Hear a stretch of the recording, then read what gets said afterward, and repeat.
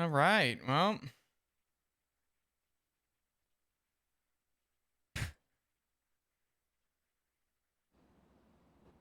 surely a completely tame and normal start to the stream, right? Thanks, Elvie, for the 16 months.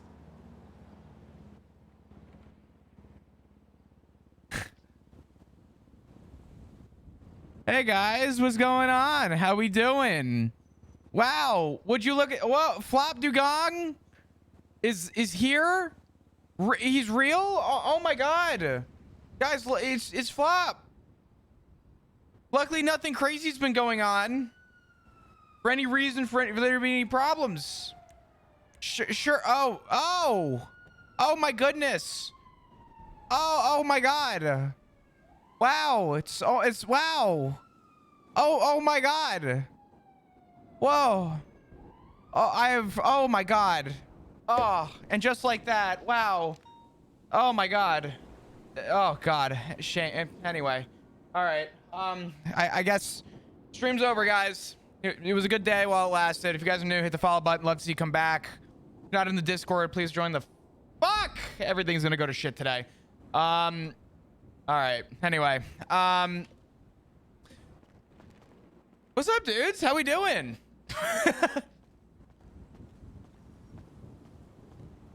Surely nothing's going on. Surely nothing's going on. If only Flop would commit to therapy. If only Chris could commit. Cause damn, therapy sounded great right now. I kid. That's just the tip of the iceberg. Oh, I'm fucking sure. Hello everybody. What a fucking day. What a day it's gonna be. I could only imagine how well today's gonna go. What's going on? Oh, you know, God only knows.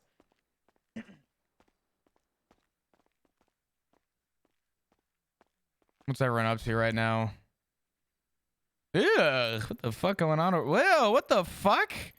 A lot of shit going on the pier. Oh my god. We got over here 3 people: Slacks, Daft, Weather. So Slacks with 2 cadets. We got Kit and Frost. We got Raddick, McNulty, Bell. Okay, we got a good spread. Fix will be at work soonish. Just saying. Oh, I'm sure. I am sure. But regardless, good morning, everybody. I hope we're doing well. I hope we're doing good. I'm sure it's going to be a great, normal, happy, healthy, absolutely uneventful day. And I'm sure nothing could possibly go on that could ruin that mood and how positive I am right now to be here. Oh, my God. I'm sure absolutely nothing's going to ruin that, right? Not a damn thing. Just a completely normal day. Right? Right. All right. I hope everyone's Wednesdays have been good. Excuse me. I didn't really do much today. I went outside. I had a cigar. I bid on cigars. I won cigars. That's pretty cool. I know. You're all like, whoa, wow, Chris, that's really cool. We love cigars. I know. Thanks, chat. I appreciate it. I'm glad you guys love cigars as much as I do. You're asking for all hell to break loose. I don't have to ask for anything. I just bend over and things just come flying into my ass. Nothing is stopping that from happening. Oh, Flop, good morning. How you doing? Oh, really? Hey. Oh. Yeah, on it, man. His whole car smells like you? Yes, hello. Oh no. Flop, can we talk? Can we talk after yeah, this? of course. I plead the death penalty. What the fuck did I just say? Howdy, Flop. Hey, Cornwood. What? Hi, I've talked to you about that shit I emailed you about in a little bit. Okay, yeah, But- sure. I know Kit wanted to talk to you, and then the other shit. So Okay, I'm gonna help him process. okay. Could I not have predicted that any fucking better? So anyway, like I was saying, I get on duty, Flop bends his ass over, and things just get thrown up there. You think I constitute this shit? You think I've done anything to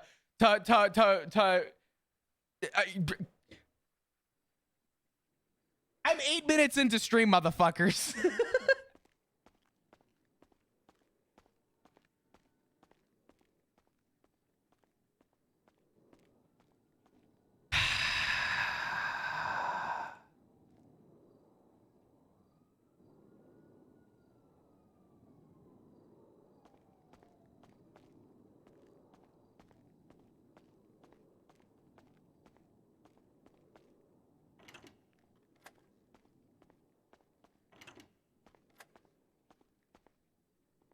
I can't wait.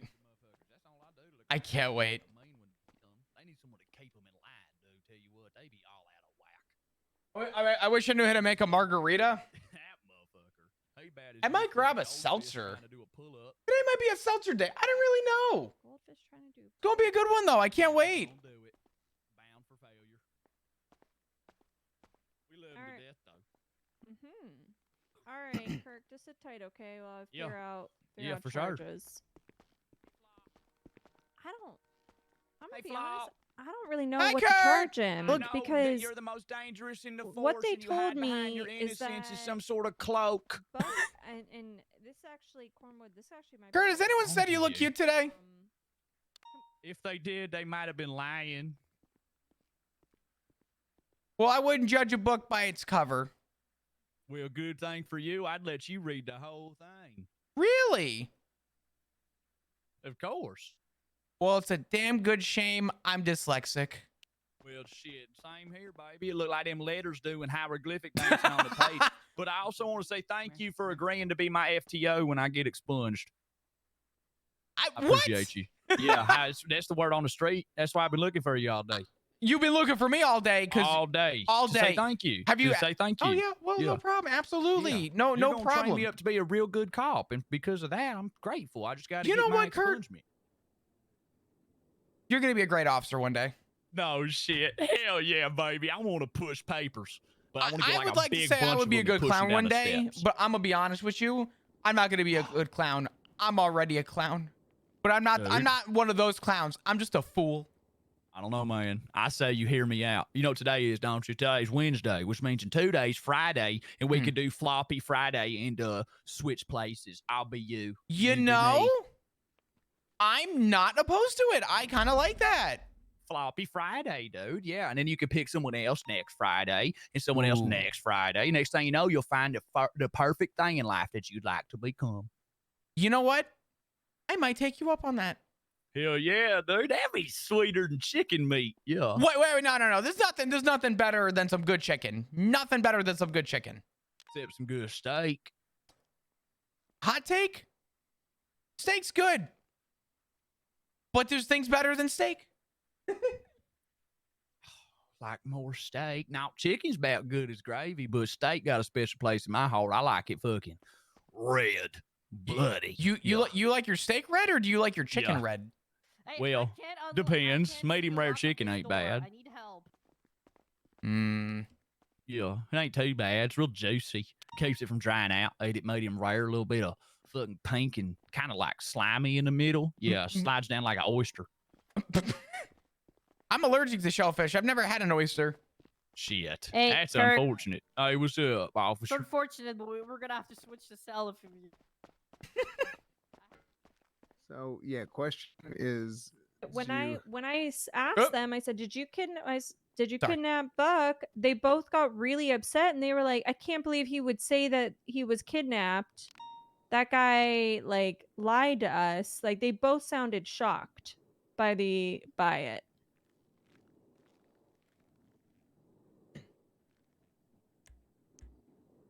Chatterbox kept saying, "Buck is dead to me now."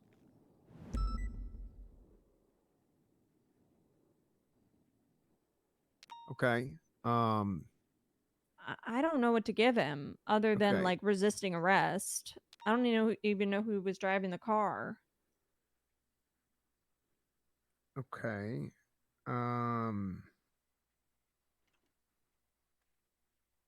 Is Buck on duty? Where's Buck? Buck is not on duty.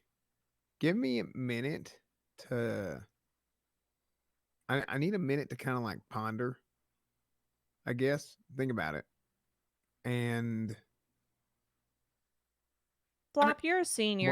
While you do that, Yeah, what's up? explain to Flop what you just told me. So after I Mirandized Kirk, Hmm? I asked him, you know, like what happened? This is report 3030, right? It's Buck kidnapping or Yeah, whatever. yeah. Okay. Well, at first I was like, why'd you kidnap him? And they were like, what? We didn't kidnap him.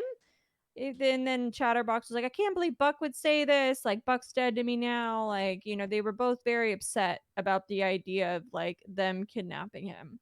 And then I said, well, what happened? And then they said that Buck had arranged a meeting with them. He asked Chatterbox to turn himself in, and offered him monetary compensation to do so. Buck did, or Yeah. According to Chatterbox and Kirk, Buck offered Chatterbox money to turn himself in. Which I don't think we're supposed to do. yeah, I don't believe that that is something that we could do. I know that I know there was that thing for a while about informants and paying informants for information, but I don't know about incentivizing someone to turn themselves in for an arrest. I don't think we should be doing that. And he was off duty when all this happened. Buck So was? is that considered police work off duty? Here's the way that I see it. If he was off duty, meeting with him, trying to get him to essentially incentivize Chatterbox to turn himself in. Now, let me ask you a side question. Did Buck go off duty to talk to Chatterbox? Do we know? I don't know, but did Buck alert Chatterbox that he has warrants on top of that? Because we're not supposed to tell people one way or another whether or not they have a warrant.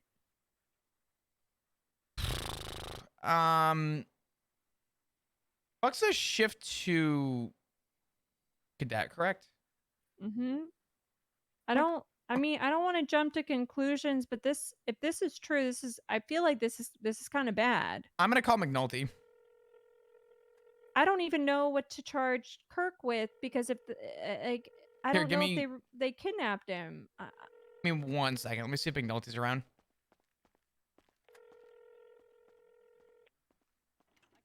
No, Frost, don't put me in there, Frost, please, Frost, I want, Frost, please. Oh, Please, Frost, don't do this to me, Frost, please, Frost, I'll get along. Hi, York. hello. Please don't do this to me. Could I steal you for a minute? You may steal away. I Where do you want to go? It's very loud here. Yeah. There's let's go to the lineup room. Oh, Kit okay. brought something to my attention that I wanted a shift 2 senior to be there for. I don't have the full information. I'm hearing one side of a story, but I'd like your opinion on this if possible. Okay, sure. Howdy. I was gonna say before we jump to conclusions. Well, yeah, I'm not jumping. I just want to make sure that there's a shift 2 senior available, considering it's involving Yeah. a shift 2 cadet. Yeah, let's go talk to Kit. Yeah. Howdy. I got the door.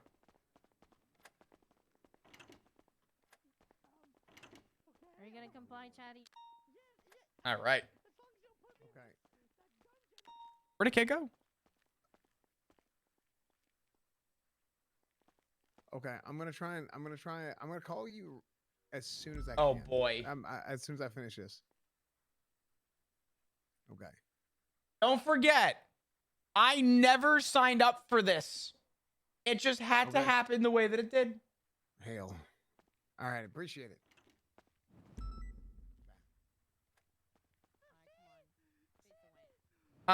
I'll TLDR it for you real quick. Give me 1 second. Okay. Actually, she's getting If Kit's on the way, I'll just wait. Okay. Well, I mean, you can break down what she told us Yeah. So while she's getting the story. Go ahead. I already thank you for the raid. I appreciate you. Welcome everyone. Appreciate you, dude. So essentially what it sounds like is for context, Buck had reached out to Chatterbox regarding turning himself in for because he had a warrant and he was going to pay him a monetary amount. While on duty or off duty? That's where things get interesting. Apparently, Okay. he's off duty right now, or was off duty when this occurred, if I understand correctly. So the other question that came in was he operating in the capacity as a police officer off duty? I don't think we should be telling people about warrants. I'm sorry, 1 second. Yeah, no, you were perfectly fine. Okay. Noon, I what hung are up. you doing? Thank you for the 5 gifted. I appreciate you. Diode, So, thank you again for the raid, brother. I love you. I appreciate you. You guys are new. Welcome. I'm Chris. I play Flop. Flop, are you still going? What happened? She said she hung up. Oh, I am so sorry. I just, yeah. I'm still waking up. So the context was Buck operating as a police officer off duty, and was him informing somebody that they had a warrant and to turn themselves in for a monetary amount. Is that a problem? I had said personally, I don't think we should be offering people a monetary amount to turn themselves in for a crime that they committed. Number one, and number two, my concern is, did he go off duty to meet with somebody? Not only somebody, but somebody he knew that had a warrant. Because it sounds to me, I mean, granted, I've heard about 60 seconds, and I've only got one side, but my concern is to get the information as to if Buck was operating, I guess you could say unprofessionally, by going off duty and putting himself at potential risk. Well, so here's my thing. I don't have the full context, though. That's just what was told from Kit. I haven't had a chance to question it. Wait, hold on. How tall are we? You're So I just read his statement. So his statement doesn't include any of the stuff. It says, I was walking, stopped at the garage, smoking, and started walking again. And Ember came up and said, hey, I want to talk. None of this makes any sense. Yeah, I think. I mean, to be fair, it's Buck. Okay. So you might just try and be short with it. But on the other hand, what does Buck have to gain from asking Chatterbox to turn himself in for money? I'm sorry, I'm just laughing because I can't even think of what there is to gain from it. So oh, I'm sorry. I'm fried at this point. no, you're But good. honestly, what is there to gain? So But did you hear his statement? He says here that they brought me to Exceptionalist Way, was just talking peacefully. Then they said I was kidnapped. I'm So gonna if- be honest with you. That is exactly what That sounds sounds like some about clown right. shit. That sounds like Right. clown shit to me. So Well, I came in here to say that I have been talking nonstop with Ember. okay. It sounds like she is willing to possibly hand the phone over if we drop charges, but she wants to speak with a lawyer with it as well. So she's calling Grace, mean? I think, right now. Yeah, I mean, She's I'm- willing to give the phone if we drop charges. It's not her phone. Hey, give us that item you've got that you stole. Look, I and- think I mean, I would, if my phone was taken, I'd like to get it back. I got a lot of contacts in there.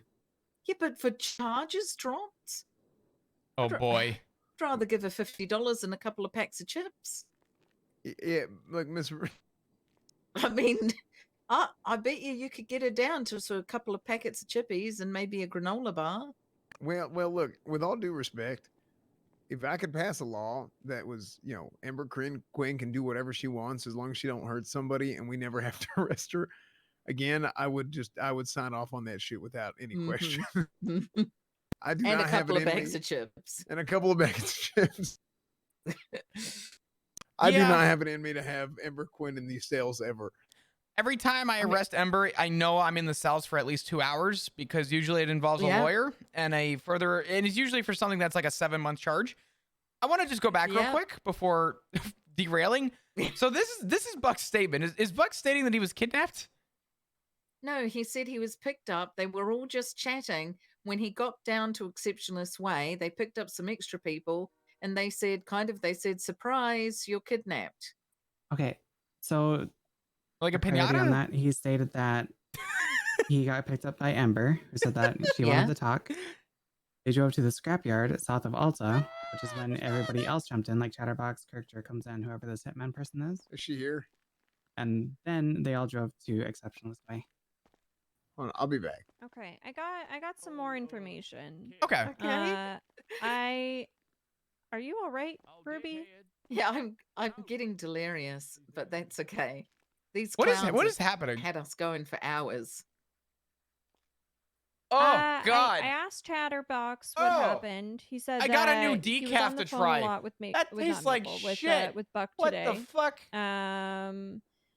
Chatterbox confirmed that he is the one that originally brought up his warrants to Buck. Buck on the phone was trying to convince Chatterbox to turn himself in. Chatterbox said that he did not trust him, so they felt like Chatterbox said we should probably just talk in person. That's when Ember went and picked Buck up, which does corroborate with his story. God damn it, man! I can't find a good decaf.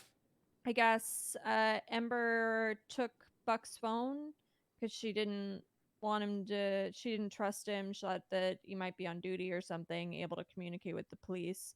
Did he happen to But say they how spoke- she got the phone? Like, did she hold him up, or did he willingly give the phone over? I don't know. Okay. He did say she took the phone. She took the phone. Like, no. Hmm. I don't know. She probably just said, "Give me your phone." He probably gave it. I don't know. Mhm. When I was speaking to her on the phone, she sounded very paranoid. So I think she took it. But basically, what Chatterbox and Kirk both state is that Buck was never kidnapped. He was there on his own free will. That Chatterbox wants to start some kind of grapeseed outreach program. I am already and predicting Buck, that I am not leaving this police wanted department. to Anybody want to take donate some to bets? it I'll in take some hopes bets. that Noon, thank you so much for the Chatterbox gifted would subs. I then appreciate turn you. The himself support is in so for his appreciated. warrants. Thank you. Thank you. Which Chatterbox Putting stated us that closer he was back to planning on 500. doing Appreciate it. Bye. until officers showed up, and then he felt like Buck had betrayed them. So, Okay, I don't know. so you I guys don't are know. questioning for the kidnapping, right? So that's what you guys are questioning.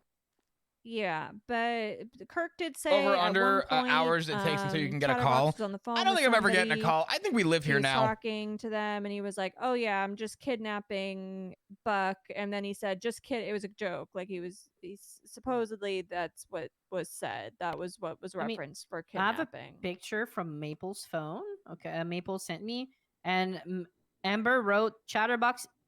He's getting the Maple treatment, like talking about Buck, and Chatterbox was holding Buck, like a Sergeant all human over shield. again. Yeah, I'm starting to realize that What does that mean? we really are human just shield? sergeants.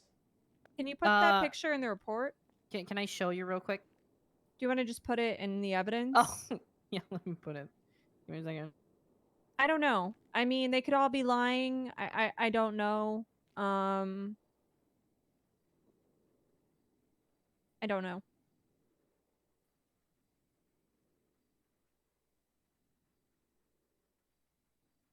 If they did in any way, like, I mean, the thing is that I don't know if kidnapping would actually apply. Wouldn't it be unlawful imprisonment? Because if he did go Yeah, on they his didn't move him, right? own, if he did go on his own free will to a place, and they held him there, like he went willingly with them. He per his consented. own the, He statement. consented to the ride, and then Look at at the the time of incident. getting to the destination, that's when he was then informed he is then being kidnapped. And if he took that as Yeah. a threat, and that he was actually being held and was not able to move or leave, then yes, at that point, the imprisonment began at the time of when he was done being transported. Mm-hmm. So It is an unlawful imprisonment that we could push in.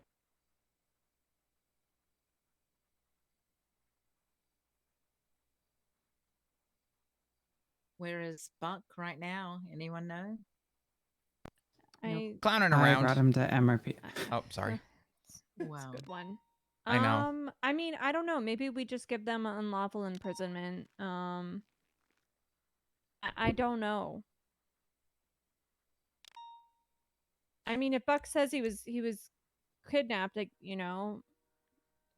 we take him at his word, I guess. The only thing I'm gonna Correct. say is, if I guess the question is, did Buck feel like his life was in danger at any point? If you want to check the picture I sent, by the way. I put it in the incident Ooh. 3030. Can I bring something up real quick? Unlawful imprisonment states restricts a person's movement within any area without justification or consent. Is him No. someone stating you were kidnapped and him saying okay? Would we not argue that that could be just consent? But he didn't say okay. It says brought me to exceptionalist, was just talking peacefully, then said I was kidnapped. They didn't do anything harmful. I'm trying to fix them. I don't think they're fixed just yet. When I got punched, Kirk told Hitman to punch me. Yeah, I was there when that's when they pulled off of the scene. Kirk said, "Punch him!" And then the guy got out the car and punched Buck, and then went back into the vehicle and then left. Sorry, by the way, the start bell. It's because Buck just entered my vehicle randomly when I told him the officers were on the way, so that's why I was confused on going on the vehicle. Is the photo sent by Ember? The text messages? Yeah, sent by Ember to Maple. Is that Buck? Yes, this is Buck. Yeah. Yes. Okay. that's Then Okay, yeah, so- that's fine. Then yeah, okay. I just talked to him. It didn't sound like he was giving him money to turn him in.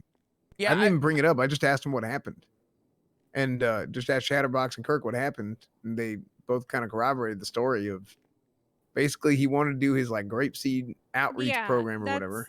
So Kirk's the one that told me about like the money and turning in, and then I asked Chatterbox about it, and he said that Buck was gonna make a donation to it or something in hopes that Chatterbox would do the right thing and turn himself in.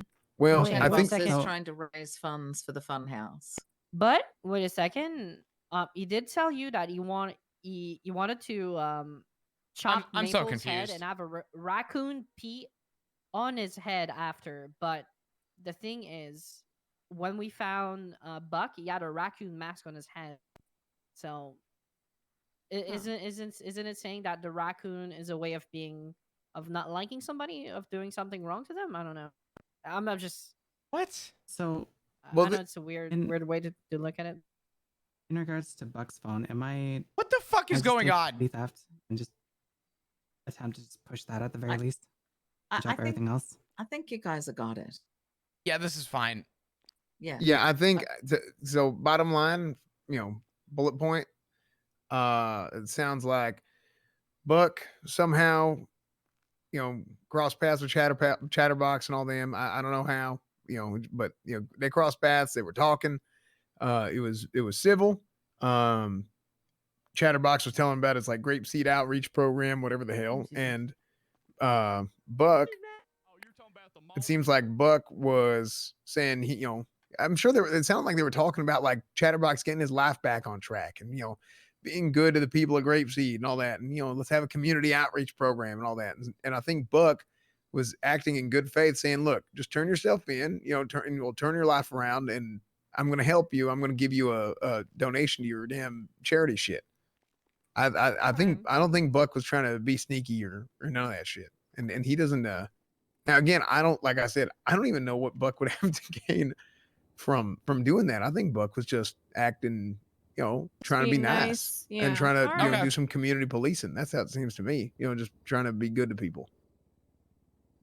But All as right. far I wanna as- try to as figure far out as the Ember thing. charges, unlawful Oh, sorry. imprisonment, or do we want to do? So I'm gonna Kidnapping. take kidnapping of a government employee to Ember just to try to scare her, and then drop it to probably just petty theft. Yeah, I Try think to as get that far one back. as, by the way, I think as far as Ruby and Flop y'all are concerned, I think I think I was just going off of respectfully after what was said. I cut you off because I said I'd rather have a shift 2 senior here as well in case this was something skewed. But from the sounds of it, it sounds like this was kind of blown out of proportion, which is fine. So Well, and I think it was more so. I feel like it was the way it was originally portrayed versus Yeah, the when way you- when they Oh, what thank they you. first said to me was pretty bad, Mhm. and then once I talked to Chatterbox, it seemed a lot more clear. oh, thank you. So I'm just giving away all the food because I'm going off duty. Oh, Okay, And, thank you. it's my fault for Wait, delaying your already? 42. I'm sorry. That's okay. Flop, can I grab you for 2 seconds out in the hallway? I'm married. And, I'm sorry. Yeah, sure. okay, congratulations. I apologize. Yes, yeah.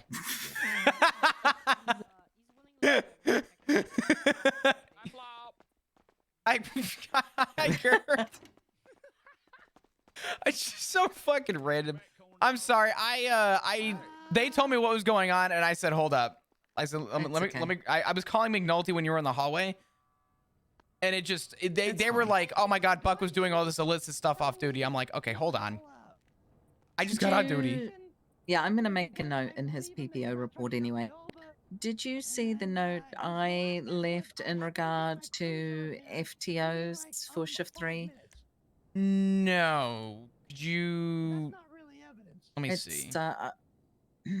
Is it a senior or a command report or a FTO no, it's report? an FTO report. What's the report number? I'll take a peek. Report 162. If you just read right at the bottom. I had a brief 2 sentences with Barrack, but he was going off duty. I just I'm just trying to get to the bottom of the whole Selena Frost thing. Yes. She literally does a full shift too. Let's talk in here. So funny enough, I had a full conversation with Slacks about this last night. What about weed? No charges with weed? So for context, I told Slacks, I said, with all due respect, I said, I am the mentor for Selena. I said, respectfully speaking, as a shift 3 FTO, I train people for my shift. And I don't feel like, it is my responsibility to, spend more of my time in a shift where I'm not on paper in that shift to monitor a cadet. If she's moving to shift 2, then that needs to be brought up. I said, but as of right now, because I'm so little in shift 2 at the moment, yeah, I just don't feel it's my responsibility to, I guess, be her mentor with her reports. And we looked, it was about 90% of her incidents were shift 2. Most of her reports were primarily shift 2. So I told Slacks. Oh, sorry, go ahead. Has she said anything to anyone about why she's in shift 2? Has she said anything to anyone from shift 3? So it started off with apparently her sleep schedule was messed up and she was working to get it fixed, and she told an FTO, I couldn't recall who. So I said, okay, that's fine. We'll see her in a week back in shift 3. Week later goes by, I hear nothing back, and out of the blue, it hit my mind, and I was like, hey, what the hell's going on with that situation? Selena's still not around. Oh, well, last we heard, Selena is in shift 2 because she has a schedule in Vice City that is forcing her to be in another shift, and she's unable to fulfill her duties in shift 3. So all of the FTOs in shift 3 had a conversation, and we all kind of had differing opinions about the circumstance. And somebody made a point. Barrick made the point, and I actually agreed with him, that we spent all this time training and building up for shift 3. As of right now, just so you're aware, out of the 11 full officers we have in shift 3, 5 of them are active.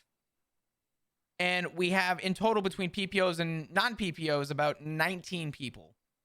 And we are the only 5 FTOs that run the shift. We are all very burned out at the moment, and we're trying our best to maintain that standard.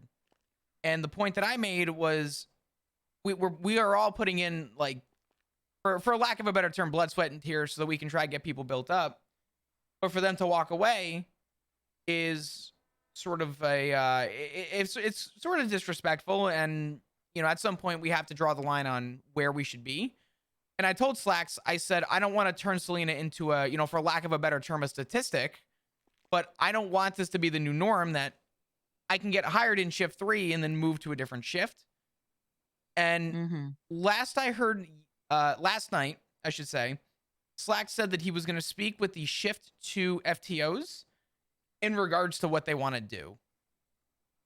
And I made a comment that everyone was fouled on, but to avoid somebody from doing this, I think every officer during their interview should be made full aware that if you're applying for a shift, you're essentially saying, and your obligation is to be there for that shift.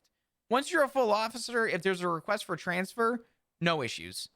But if we're going to create the theme that shift 3 needs people and they're going to get easily hired in 3 compared to another shift and then move once they're a PPO, I think the standard should be that if you're making that agreement that you're going to be there for 3, you should be there for 3 through your entire phase. If at that point you decide to move and you want to move shifts, I think that they should reapply for that shift, personally. But everyone gave me backlash and said, no, Selena's a great officer. And I said, I'm not saying she's not a great officer, but what I'm saying is that Selena is going to be the example that other people are going to follow if we're just going to make this an okay thing. So Okay. Yeah, go ahead. So I'm sorry. we had the same issue with Suarez. I'm just going to be upfront. As soon as he became PPO, boom, the very next day he was at shift 1, and right after Storm, sitting there doing shift 1. Majority of his hours for the first 3 quarters of his PPO phase were all shift 1.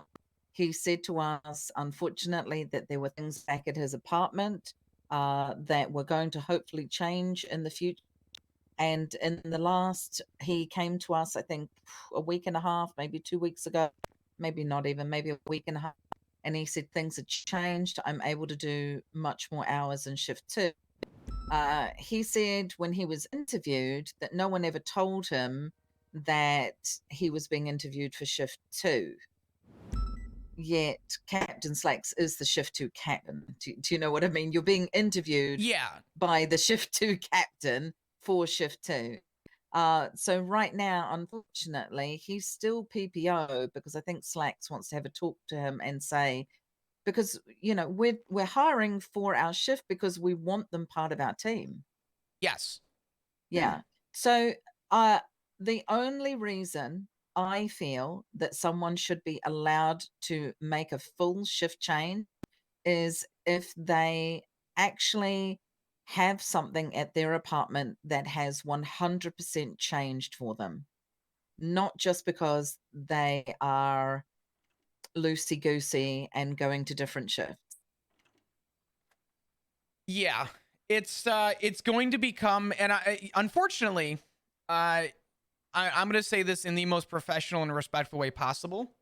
But about a month ago, I had gone to Slacks and told him that one of these days soon, you know, I told him that, you know, a lot of the changes I proposed were to hopefully avoid FTO burnout and to keep the environment of training a positive one.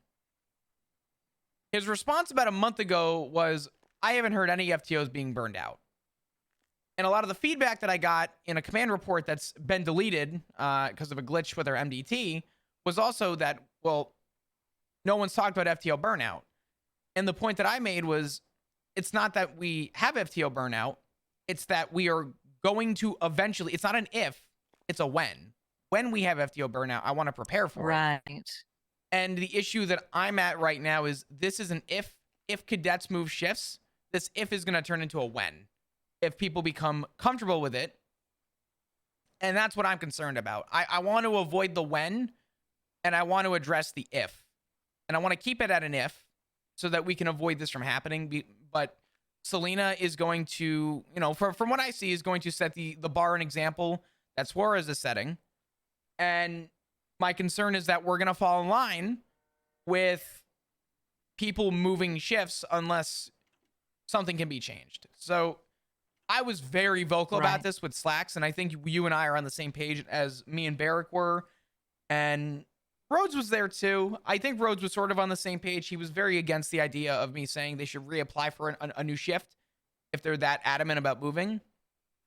But I just, the respectfully speaking, the timing on people getting PPO and buggering to a new shift it's almost textbook, and it concerns me. Yeah. Yeah. And the issue is that now we have an extra person in shift 2 with, quote unquote, in a sense, nobody to monitor them. I mean, I had to pull her aside today. I pulled her aside yesterday. I literally, Kit and I pulled her aside 3 days ago. She forgot to seize items. She uncuffed somebody. She then put another person into a cell. They had all their items on them. Just all of these very small things. Now, she's great to be on duty with, but her comms, I gave her a challenge not to yell out, he's here, I got him, Mhm. and not tell us where on earth she is half the time. And she's very proactive, but I feel like she's got absolutely zero guidance because all of my FTOs already have PPOs that they're mentoring. Yeah. I just need to know if she has spoken to the shift 3 FTOs.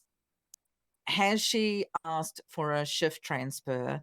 And if she has asked for a shift transfer, it needs to be put in a command report to the captains. I believe there should be a procedure for shift transfer. That's what Slacks was talking about, and I would also touch base with Slacks on this too.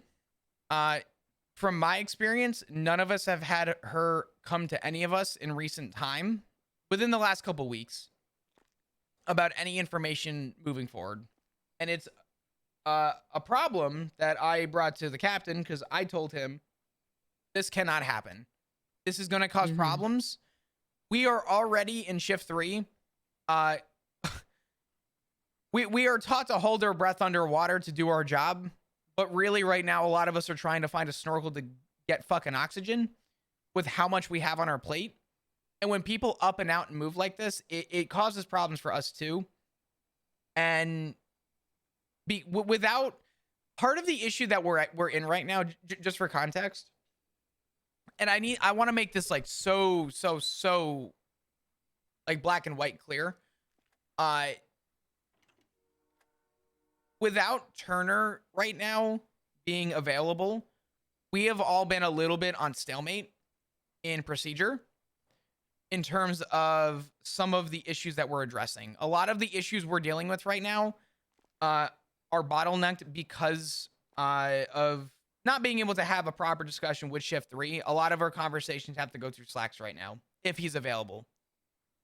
Yeah, understood. So I do think that this needs to be addressed. And I do. Oh my God. Is there another one? Did I miss that? Ammunition at Buccaneer. What? Oh my God. This went off today as well. There's stolen guns down at the shipyard. Jesus Christ. It's going to be one of those days. God damn it. Is McNulty on duty? Is he 10-8? Okay. Well, we went to one earlier. They were all opened and gone. And we got there within not even a minute. And everything was gone. No one on scene. It's Unbelievable. ridiculous. That is insane. That's scary too. Makes you question how many guns are on the streets right now from these things. I mean, I don't know what's actually in those things, but it is scary to think about. The thing is, by the time that alarm goes off, by the time we get there, even within 60 seconds, they're gone. Everyone's gone. Yeah. So what's the point? You know, it's just. I mean, unless we got someone sitting on a boat watching that with binoculars, I just don't think it's going to happen. 24/7. Yeah, right? Wonder if we can get cameras down there. I don't know. Yeah, we'll just slap a camera down. Honestly, it would be nice, but I don't know. I do think right now the issue needs to be addressed, and I know Slack said he was gonna do something about it. I might have to, or somebody may have to, give Slacks a quick nudge to say, hey, can we get an update on this? Because it is a problem for us. And the problem is that since we don't have an actual answer right now, we also don't have an answer for shift 2. And that is bottlenecking you guys as well. And it's a little annoying. And that's why I brought it to Slacks and I told him that like this needs to be addressed. So he said he was going to talk to you guys. I don't know if that ever happened yet. No, not yet. He's only been back 2 minutes. Okay. Yeah, I'm gonna put it on my list of things to talk about. Okay. If you need me there or you But- need someone from shift 3 there, I have no problem being there for that conversation. I'd like to actually, because I have voiced very heavily my opinions on the situation. And this Alright, it's not even like a Selena issue at this point. I'm fearful for No. cadets in general at this point. My issue is people like Suarez and Selena are going to be good cops. It's just bad that they are the ones that currently had the issues with timing. Selena more than anybody. She's completely out of shift. Yeah. She's in shift 3 for an hour, and the hour is the meeting, and then she's 42. So All right, Flop. I'm gonna go to sleep. I'm gonna take Yeah. some notes and send something to Slack. all good. If And, you need to email me with any yeah. questions, just let me know. I have no problem Okay. providing context. So Okay. Sounds good. all good. You have a good night. I'm gonna go have meeting number 3 and go from there. Oh, yeah. I hear you. All right. Thank you. Thanks for talking. Not a problem, York. We'll be in touch. We'll talk soon.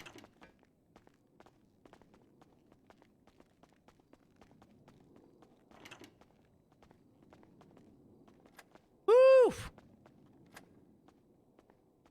Where did I remember when we could hang out in shift 3? Beetle, me too, man. Me fucking too.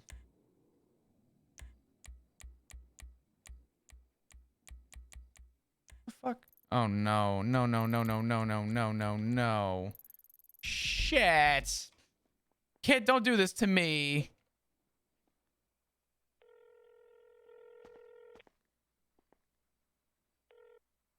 Hi, I'm heading back to MRPD. Okay. Yeah, that's fine. I'll be here. Oh god, this fucking door. Jesus. Okay. Yeah, I'll be downstairs, and I'm actually glad you're around because I needed to talk to you anyway, so this works. You need to talk to me about what? About something other than Oh the no. This is about the shitstorm that happened last night. Okay, yeah. I saw your docket post and everything that There's more to it. oh. Yeah, no, I got I was like, I mean, I know we had talked about it and like I'm fine with it, you know, but I was like a little bit surprised, but it I got sounds cornered like by Slacks and Justice Crane after our conversation last night. what are you Okay, all right. I'm pulling up. I'll be there in a sec. Okay, I will see you soon. Okay, bye. All right, bye-bye. I hate you.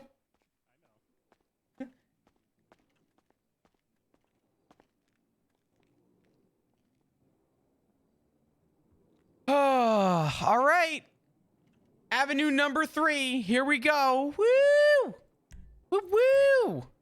Yeah! Woo woo woo! Ba-ba, ba-ba.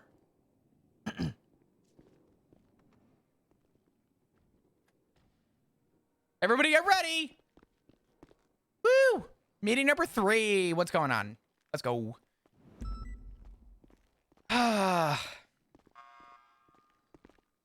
You know what's so funny? I started my day today and I said flat out, today's gonna be a really busy meeting day. And I made it to the door before I saw you and Corwood. Corwood said he had to talk and you said you had to talk and I'm like, yep, today gonna be a meeting day. As expected though. All right, so let's I'll just jump right into it because I have a feeling there's a lot that's gonna get talked about, which is good. So you and I talked yesterday, and I had brought up the idea that if I were to drop anything, it would be under the pretense that under statute, we received new equipment that could have allowed us to get more information. Because we both agree that the John Paul statement was a load of shit, for lack of a better term, and was not enough to kind of sustain closing the agreement. And I said that if we were to agree on closing, it would not be off of that. And I made the point to you, and you agreed. We were going to set precedent on the idea that a statement was not going to hold water. So I said, perfect. Slaxon reached out to me about an hour after that conversation, so we have to talk. Actually, no, it was even less than that. It was like 15 minutes. And I said, okay. I said, where do you want to do that? And he said, do you want to just do it after the shift 3 meeting? I said, that's fine. So I had to help out with a bench trial thing. And before that, I came upstairs and I was going to bug Slacks. And who is it but Slacks and Chief Justice Crane? I'm like, hey, Crane, how you doing? Good to see you. By the way, heads up, there's a bench trial that, just got requested. Funny that I'm seeing you. He goes, yeah, that's all good. Deal with that after. I'm here to talk to you. I was like, me? Okay. What's up? And he wanted an update. He wanted to know what was going on. And I said, here's what's going on. They want me to close the case off of a statement. I think that is absolutely fucking insane. Kit and I talked about representing ourselves to move forward with this if we didn't get somewhere. I said to him that I'm glad Slacks is here because I wanted to pitch something to Slacks, and it was the whole thing about the evidence and about the fact that we couldn't get information on the gun or the phone subpoena because of bottlenecks, and wanting to know if that was a good point to be pushing. So I explained everything that we talked about to Slacks and to Chief Justice Crane, and I ended it with saying that if I'm going to close this case, it is going to be made very clear that it wasn't because John Paul is Jesus Christ himself who flew down from Earth to provide this God-given statement. And Crane cut me off and said, did you see the therapist report from Pixie about Murphy Braun? Which I had. Are you fucking kidding me? Did you see the fucking docket posting? Because I missed this. I saw it and I thought it was a load of bullshit. I did too. I thought it was complete bullshit, and What's up, Gaby? How you doing? I just honestly I read through it and I was like, nah, forget. I don't care. Yeah, I'm so glad you said that because I looked at Crane. I said, do you want my professional answer or my unprofessional answer on that? He goes, just give it all to me. I said, okay. I said, is no comment a comment? He goes, sure. I said, perfect. No fucking comment. He goes, it was signed by a therapist. I said, I understand that, but you got to be kidding me. So that came up as Crane was surprised on my response to that. I have strong feelings about that. So I moved past that. Slack do you feel like they pressured you? No, into... I don't think so. Did they just want you to make a decision one way or another? Or did they want you to not contest it? Crane wanted me to set up availability if we were to contest it. And I said, well, here's the thing is I felt like we were on agreeance with the whole within statute. If we had the ability to run that gun, I feel like we could have found more. If we had the ability to find casings unseen, that would have been nice. If we had the ability to fingerprint and go from there, that would have also been nice too. If we had the ability to get the phone subpoena, that also would have been great. And that all happened within statute. So I wanted to pitch that to Slacks to make sure I wasn't, for lack of a better term, being weird about that precedent. Mm-hmm. And Slacks agreed that, that was the case. And what Crane, I think, was going off of was that he just wanted to know sort of where we stood on it. And when Slack said that makes sense and that is a fair argument, I asked Crane if I were to close this tonight, would there be a chance of me setting precedent on this? And he said something that stuck with me that I thought was fair. He said, if you set precedent, then you're making an example out of this whole thing. This is a very one-off case, and a lot of the issue that you're running into was based on the lack of being able to produce certain evidence due to restrictions. And if you set that precedent, then it's going to be there. He said, if you just say that you're not willing to contest, I'm willing to hear you out. I said, Crane, if I give you my full wholehearted feeling toward this, will you at least accept that as personal precedent that we can move forward? And he said, sure. I gave it to him all. I said, the statement from John Paul, load of shit. Don't really care. I wanted to speak with him more for physical evidence. Never had a chance to. I spent over a week trying to get in touch with this fucking guy. Not once did he ever come forward. Not once was I able to get in touch with him.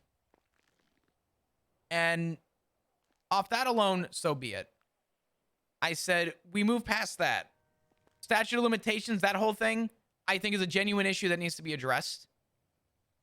He said that there's no fix. I said, well, you and I, me and Kit, talked about the clause on the appeal process. And Crane's response, I thought, was really fucking strange. What did he say?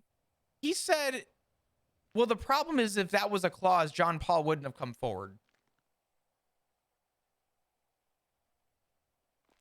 Essentially, it sounded like he was almost condoning it. If I'm being honest. I didn't question him about it at the time because it was so late and I was kind of irked by it.